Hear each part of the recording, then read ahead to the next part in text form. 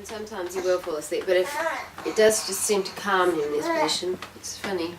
There were comic times, I suppose, you know, with nappy changes and things, and he developed this kind of laugh that he'd go wah wah wah, he'd go wah wah wah, like wah wah wah, like that one used to make me crack up. But mostly you're just laughing out of desperation, though. I wouldn't really say there were many nice times in the night. No, I'd just say it was relief once he started to sleep better, and obviously now he generally sleeps through the night. I don't fear the night at all like I used to, you know. It's good. Well, I could still, if I don't be careful even now, I can get the heebie-jeebies. I have to mind my thoughts. Some programs, I once saw a program on the, what is it called, where they bleed from their hands? Stigmatas. And after watching that, there was just like a presence of fear. I couldn't settle all night. And you know, and now I know to pray against it and stuff, and it's okay. And I know I have authority over it. So sometimes I'll walk around the dark just claiming my authority. And then turn the light on really quick if it doesn't work. When I was young, I was unsafe whether it was day or night. It was difficult anyway, but more so at night time. You know, I stayed with a couple of aunties, and then I remember a house in Dover with the lino, and I just remember it being really cold because I came from New Zealand, and then just thinking it was really cold and it was brick.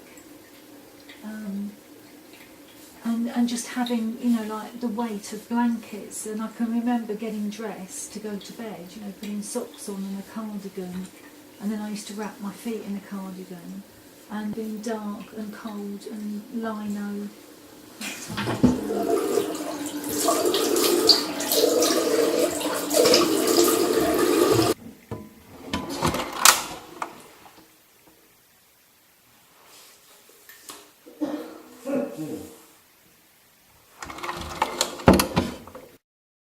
Nighttime and sleep I associate with beds, and you know, beds have such a negative connotation for me. And you know, one of my sort of worst memories is when I had to share a bed with my mum, and she was sick in my hair. You know, that was one of her visits, and she woke up. She'd been sick and she woke up and she was hysterical because she thought she'd cut her throat, but it was just what she'd been drinking was red. You know, and I was a young child and I had long hair and she was sick in my hair, and you know, that's just one of sort of many negative sort of times really.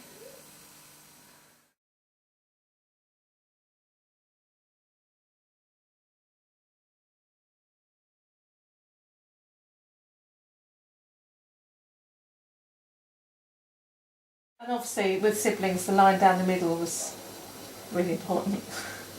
With my older sister, she was terrible.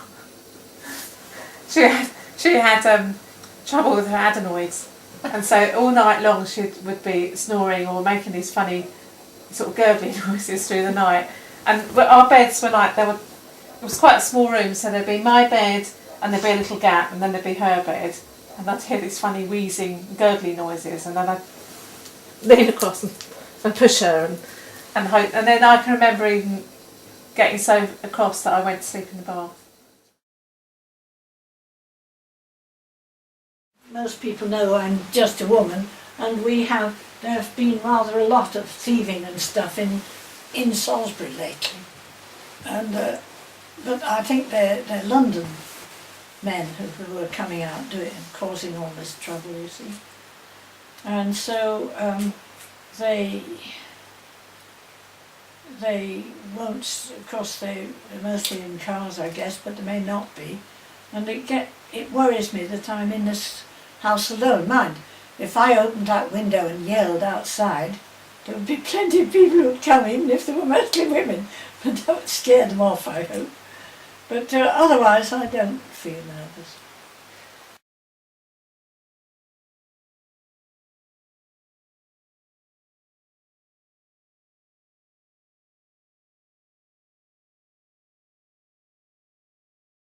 And I remember if I couldn't sleep, I used to go and creep into my parents' bed and go around on my mother's side and get into bed and being allowed to stay there. But I remember something very odd once, and that was I was convinced that there was a dog in my bedroom. We didn't have a dog, we had a cat. And I got out of bed one night to go to my mum's bedroom because I wasn't sleeping well.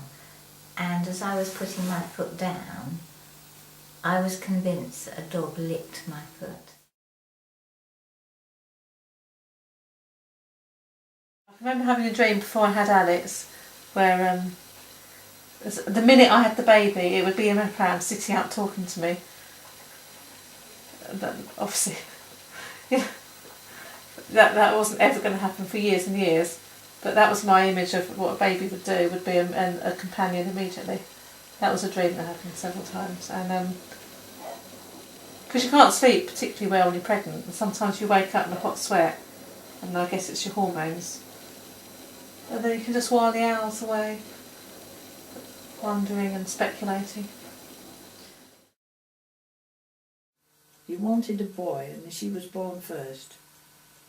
And he used to say bitchy, bitchy, bitchy, bitchy to her, and she would never talk to him. I never forgave him for